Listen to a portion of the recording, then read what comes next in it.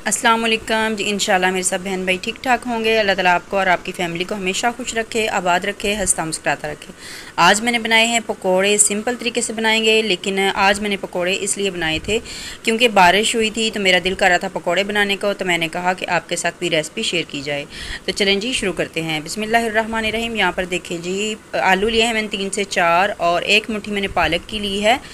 थोड़ी सी मैंने मेथी ली है, मेथी के साथ बहुत ही अच्छा सा टेस्ट आ जाता है। ये देखिए मैंने बारीक बारीक आलूओं को काट लिया है, मेथी को भी बारीक काट लिया है। 5 से 6 हरी मिर्चें ली हैं, उनको भी बारीक काट लिया है। थोड़ा सा हरा धनिया है। यहाँ पर मैंने कुटी हुई लाल मिर्च ली है। हल्दी का पाउडर लिया है मैंने हाफ़ टी स्पून मैंने सुरख मिर्च ली है और 1 टीस्पून मैंने नमक लिया है। 1 टीस्पून मैंने ज़ीरा लिया है और 1 से 2 मैंने दरमियाने साइज़ के प्याज लिए हैं। सारी चीज़ों को मिक्स कर लेंगे, एक बाउल में निकाल लेंगे। तो सारी चीज़ें जो हैं मैंने इनको पहले धोया है और इसके बाद मैंने सारी चीज़ों को काटा है। तो जो मेथी होती है ये बहुत ही अच्छा टेस्ट लाती है पकोड़े में। अगर आपने मेथी कभी नहीं डाली पकोड़ों में तो लाजमी डालिएगा, इंशाल्लाह बहुत ही ज़्यादा टेस्टी लगेंगे। तो अब हम सारे जो मसाले हैं इनको इसमें पालक में आलूओं में हम अच्छे से मिक्स कर लेते हैं। इससे ये होगा, जो इसमें हमने नमक डाला हुआ है इससे थोड़ा सा पानी जो है वो निकल आता होता है सब्ज़ी का।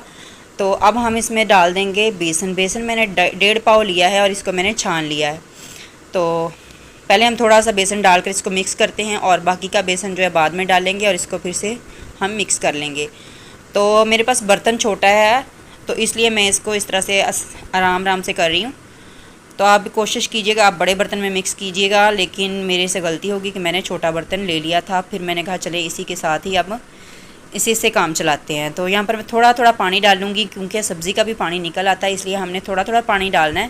तो यहाँ पर देखें इस तरह से हमने थिक सा इसको बनाकर रख देना है। 10 मिनट तक हम रेस्ट देंगे, इसके बाद फिर हम पकोड़े बनाना शुरू करेंगे। तो यहाँ पर देखें जी, ऑयल मैंने सरसों का लिया है। ऑयल को गर्म होने के लिए मैंने रख दिया था और यहाँ पर देखें ऑयल माशाल्लाह अच्छे तरीके से गर्म हो चुका है।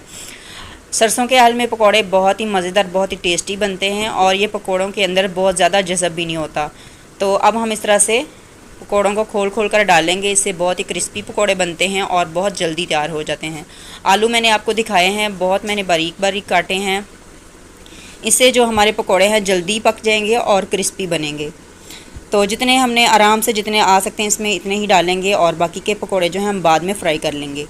1 से 1.5 मिनट तक इसी तरह पड़ा रहने देंगे, फिर इसके बाद हम इनको साइड इनकी चेंज कर लेंगे। तो मैं कांटे की मदद से इस तरह से हम इनकी जो साइड है वो चेंज कर लेते हैं। इसके बाद मैंने थोड़ा सा चूल्हा जो है स्लो कर दिया है ताकि पकोड़े जो हैं अच्छी तरह से क्रिस्पी हो जाएं।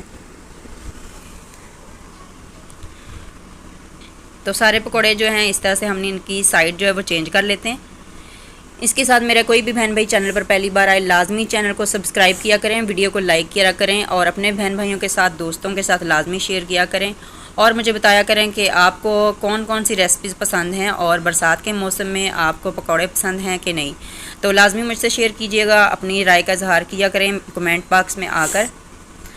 तो सारे जो पकोड़े हैं इनकी मैंने साइड चेंज कर लिया है। 1 से 1.5 मिनट तक हम दोबारा इनको फ्राई करेंगे। तकरीबन 4 से 4 मिनट तक हम इनको अच्छे से फ्राई कर लेंगे। 4 मिनट में हमारे जो पकोड़े हैं बहुत अच्छे तरीके से क्रिस्पी हो जाते हैं।